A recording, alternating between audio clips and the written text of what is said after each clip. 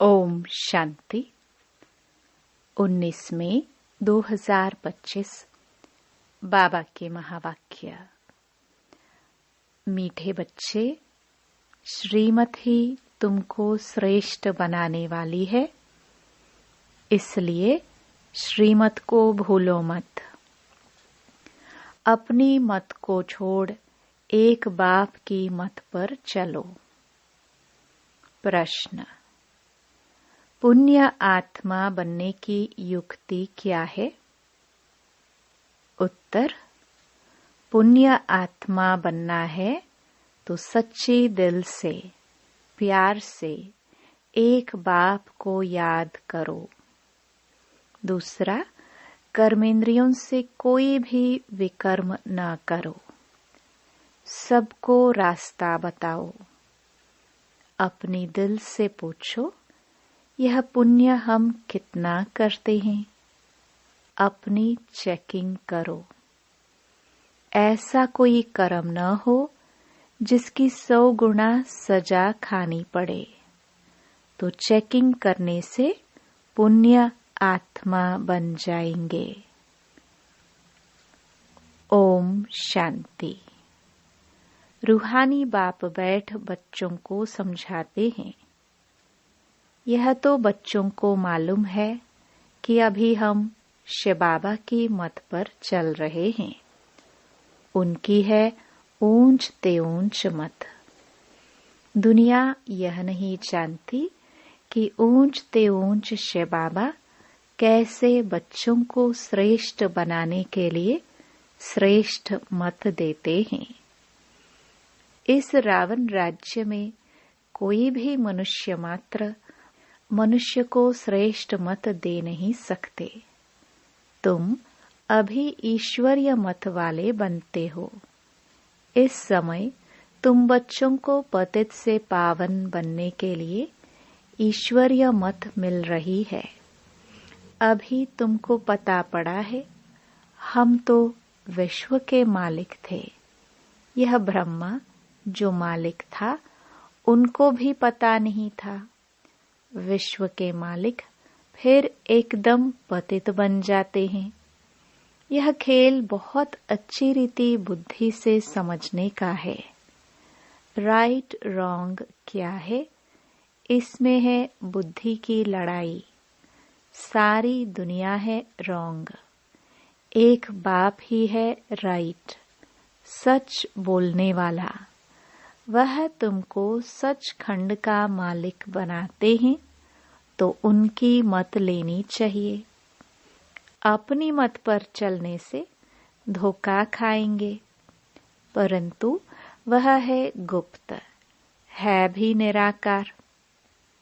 बहुत बच्चे गफलत करते हैं, समझते हैं यह तो दादा की मत है। माया श्रेष्ठ मत लेने नहीं देती है। श्रीमत पर चलना चाहिए ना। बाबा आप जो कहेंगे वह हम मानेंगे जरूर, परंतु कई मानते नहीं है। नंबरवार पुरुषार्थ अनुसार मत पर चलते हैं, बाकी तो अपनी मत चला लेते हैं। बाबा आए हैं श्रेष्ठ मत देने। ऐसे बाप को घड़ी घड़ी भूल जाते हैं। माया मत लेने नहीं देती। श्रीमत तो बहुत सहज है ना। दुनिया में कोई को यह समझ नहीं कि हम तमो प्रधान हैं। मेरी मत तो मशहूर है, श्रीमत भगवत गीता। भगवान अभी कहते हैं, मैं 5000 वर्ष बाद आता हूँ। आकर भारत को श्रीमत दे श्रेष्ठ ते श्रेष्ठ बनाता हूँ। बाप तो सावधान करते हैं, बच्चे श्रीमत पर नहीं चलते। बाप रोज रोज समझाते रहते हैं, बच्चों श्रीमत पर चलना भूलो मत। इन ब्रह्मा की तो बात ही नहीं, उनकी बात समझो। वही इन द्वारा मत देते हैं, वही समझाते हैं। खान पान खाते नहीं, कहते हैं मैं अभोक्ता हूँ। तुम बच्चों को श्रीमत देता हूँ। नंबर 1 मत देते हैं, मुझे याद करो। कोई भी विक्रम नहीं करो। अपने दिल से पूछो कितना पाप किया है। यह तो जानते हो सबका पापों का घड़ा भरा हुआ है। इस समय सभी रॉन्ग रास्ते पर हैं। तुम्हें अभी बाप द्वारा राइट रास्ता मिला है। तुम्हारी बुद्धि में सारा ज्ञान है। गीता में जो ज्ञान होना चाहिए वह है नहीं। वह कोई बाप की बनाई हुई नहीं है। यह भी भक्ति मार्ग में नोंद है। कहते भी हैं भगवान आकर भक्ति का फल देंगे। बच्चों को समझाया है ज्ञान से सद्गति। सद्गति भी सबकी होती है, दुर्गति भी सबकी होती है। यह तो दुनिया ही तमो प्रधान है, सतो प्रधान कोई है नहीं। पुनर्जन्म लेते लेते अब पिछाड़ी आकर हुई है। अब मौत सबके सिर पर खड़ा है। भारत की ही बात है। गीता भी है देवी देवता धर्म का शास्त्र। तो तुम्हें दूसरे कोई धर्म में जाने से क्या फायदा। हर एक अपनी अपनी कुरान बाइबल आदि ही पढ़ते हैं, अपने धर्म को जानते हैं। एक भारतवासी ही अन्य सब धर्मों में चले जाते हैं और सब अपने अपने धर्म में पक्के हैं। हर एक धर्म वाले की शक्ल आदि अलग है। बाप स्मृति दिलाते हैं बच्चे तुम अपने देवी देवता धर्म को भूल गए हो। तुम स्वर्ग के देवता थे। हमसो का अर्थ भारतवासियों को बाप ने सुनाया है। बाकी हम आत्मा सो परमात्मा नहीं है। यह बातें तो भक्ति मार्ग के गुरु लोगों ने बनाई हैं। गुरु भी करोड़ों होंगे। स्त्री को पति के लिए कहते हैं कि यह तुम्हारा गुरु ईश्वर है, जबकि पति ही ईश्वर है। फिर हे भगवान, हे राम क्यों कहती हो।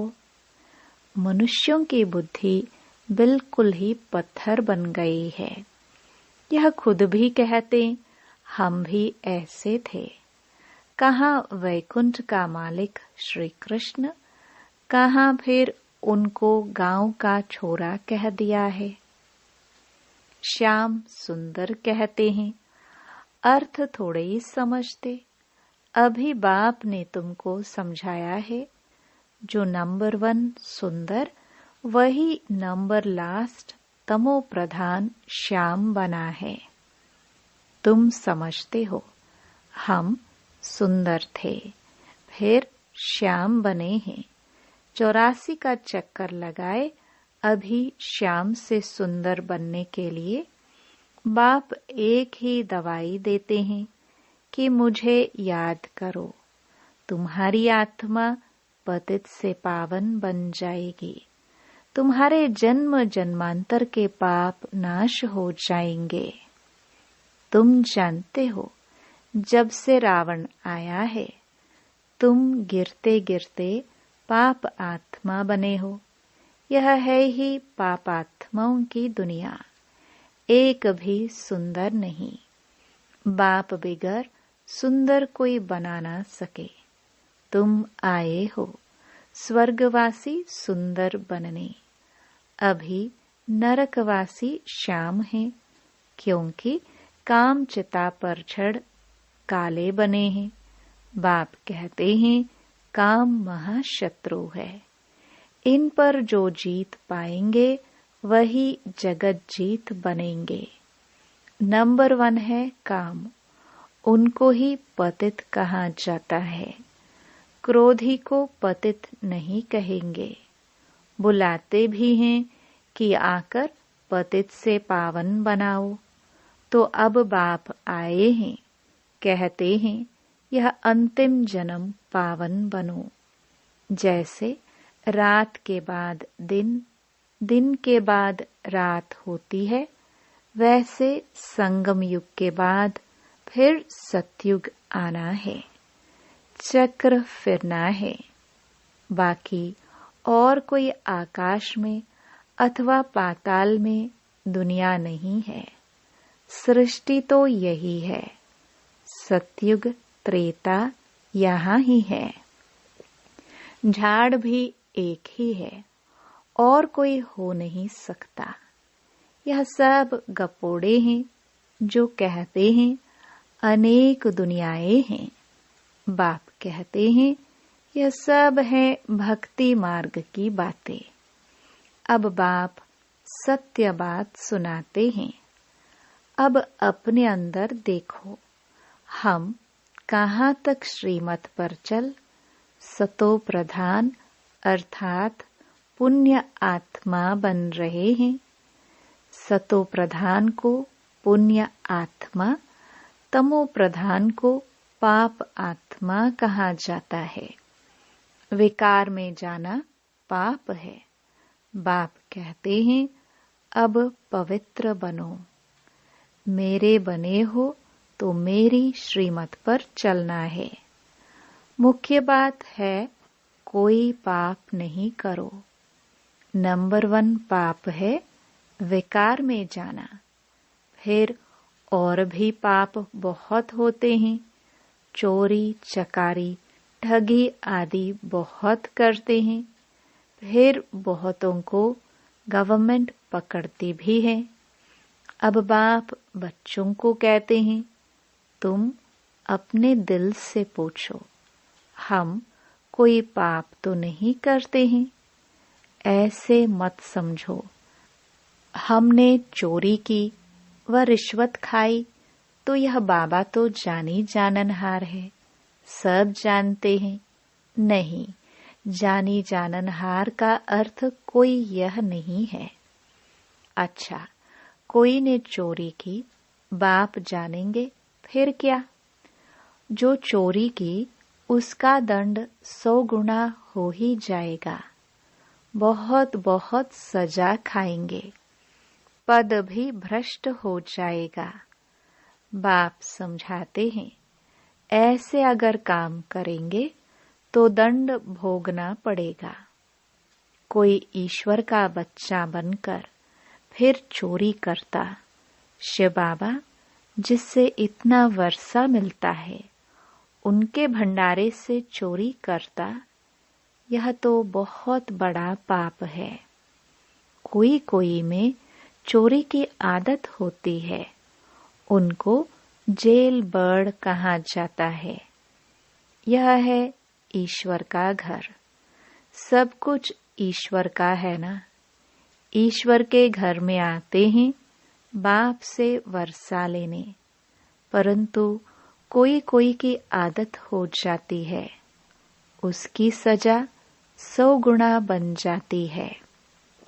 सजाएं भी बहुत मिलेंगी और फिर जन्म बाय जन्म डर्टी घर में जाए जन्म लेंगे तो अपना ही नुकसान किया ना। ऐसे बहुत हैं जो याद में बिल्कुल नहीं रहते, सुनते कुछ नहीं, बुद्धि में चोरी आदि के ही ख्यालात चलते रहते हैं।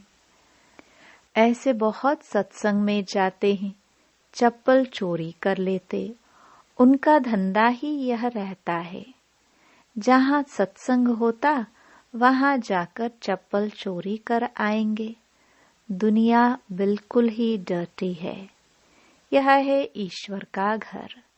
चोरी की आदत तो बहुत खराब है। कहा जाता है कख का चोर 100 लख का चोर। अपने अंदर से पूछना चाहिए हम कितना पुण्य आत्मा बने हैं, कितना बाप को याद करते हैं, कितना हम स्वदर्शन चक्रधारी बनते हैं, कितना समय ईश्वरीय सर्विस में रहते हैं, कितने पाप कटते जा रहे हैं। अपना पोतामेल रोज देखो, कितना पुण्य किया, कितना योग में रहा, कितने को रास्ता बताया। धंधा आदि तो भल करो, तुम कर्म योगी हो, कर्म तो भल करो। बाबा यह बैजेस बनाते रहते हैं। अच्छे अच्छे लोगों को इस पर समझाओ। इस महाभारत लड़ाई द्वारा ही स्वर्ग के गेट्स खुल रहे हैं। श्री कृष्ण के चित्र में नीचे लिखत बड़ी फर्स्ट क्लास है, परंतु बच्चे अभी इतना विशाल बुद्धि नहीं हुई है। थोड़ी ही धन मिलता है तो नाचने लग पड़ते हैं। कोई को जास्ती धन होता है तो समझते हैं हमारे जैसा कोई नहीं होगा। जिन बच्चों को बाप की परवाह नहीं, उन्हें बाप जो इतना अविनाशी ज्ञान रत्नों का खजाना देते हैं, उसकी भी कदर नहीं रहती है। बाबा एक बात कहेगा, वह दूसरी बात कर लेते। परवाह न होने के कारण बहुत पाप करते रहते हैं। श्रीमत पर चलते नहीं, फिर गिर पड़ते हैं। बाप कहेंगे यह भी ड्रामा, उनकी तकदीर में नहीं है। बाबा तो जानते हैं ना, बहुत पाप करते हैं। अगर निश्चय हो कि बाप हमको पढ़ाते हैं तो खुशी रहनी चाहिए। तुम जानते हो हम भविष्य नई दुनिया में प्रिंस प्रिंसेस बनेंगे, तो कितनी खुशी रहनी चाहिए। परंतु बच्चे तो अभी तक भी मुरझाते रहते हैं। वह अवस्था ठहरती नहीं है। बाबा ने समझाया है, विनाश के लिए रिहर्सल भी होगी, कैलामिटीज भी होंगी, भारत को कमजोर करते जाएंगे। बाप खुद कहते हैं ये सब होना ही है, नहीं तो विनाश कैसे होगा। बर्फ की बरसात पड़ेगी, फिर खेती आदि का क्या हाल होगा। लाखों मरते रहते हैं, कोई बतलाते थोड़े हैं। तो बाप मुख्य बात समझाते हैं कि ऐसे अपने अंदर जांच करो। मैं कितना बाप को याद करता हूँ। बाबा आप तो बड़े मीठे हो, कमाल है आपकी। आपका फरमान है मुझे याद करो तो 21 जन्म के लिए कभी रोगी नहीं बनेंगे। अपने को आत्मा समझ बाप को याद करो तो मैं गारंटी करता हूँ, सम्मुख बाप तुमको कहते हैं, तुम फिर औरों को सुनाते हो। बाप कहते हैं मुझ बाप को याद करो, बहुत प्यार करो। तुमको कितना सहज रास्ता बताता हूँ पतित से पावन होने का। कोई कहते हैं हम तो बहुत पापात्मा हैं। अच्छा, फिर ऐसे पाप नहीं करो, मुझे याद करते रहो तो जन्म जन्मांतर के जो पाप हैं वह इस याद से भस्म होते जाएंगे। याद की ही मुख्य बात है। इनको कहा जाता है सहज याद। योग अक्षर भी निकाल दो। सन्यासियों के हठ योग तो किस्म किस्म के हैं, अनेक प्रकार से सिखलाते हैं। इस बाबा ने गुरु तो बहुत किए हैं ना। अभी बेहद का बाप कहते हैं इन सब को छोड़ो, इन सब का भी मुझे उद्धार करना है। और कोई की ताकत नहीं जो ऐसे कह सके। बाप ने ही कहा है मैं इन साधुओं का भी उद्धार करता हूँ। फिर यह गुरु कैसे बन सकते? तो मूल एक बात बाप समझाते हैं, अपनी दिल से पूछो, हम कोई पाप तो नहीं करते हैं, किसको दुख तो नहीं देते हैं, इसमें कोई तकलीफ नहीं है। अंदर जांच करनी चाहिए, सारे दिन में कितना पाप किया, कितना याद किया। याद से ही पाप भस्म होंगे। कोशिश करनी चाहिए, यह बहुत मेहनत का काम है। ज्ञान देने वाला एक ही बाप है। बाप ही मुक्ति, जीवन मुक्ति का रास्ता बतलाते हैं। अच्छा, मीठे मीठे सिखिलदे बच्चों प्रति माता पिता बाप दादा का याद प्यार और गुड मॉर्निंग। रूहानी बाप की रूहानी बच्चों को नमस्ते। धारणा के लिए मुख्य सार। पहला, बाप जो अविनाशी ज्ञान रत्नों का खजाना देते हैं, उसका कदर करना है। बेपरवाह बन पाप कर्म नहीं करने हैं। अगर निश्चय है भगवान हमको पढ़ाते हैं तो अपार खुशी में रहना है। दूसरा, ईश्वर के घर में कभी चोरी आदि करने का ख्याल न आए। यह आदत बहुत गंदी है। कहा जाता, कख का चोर सो लख का चोर। अपने अंदर से पूछना है, हम कितना पुण्य आत्मा बने हैं। वरदान। निर्बल, दिल शिकस्त, असमर्थ आत्मा को एक्स्ट्रा बल देने वाले रूहानी रहमदिल भव।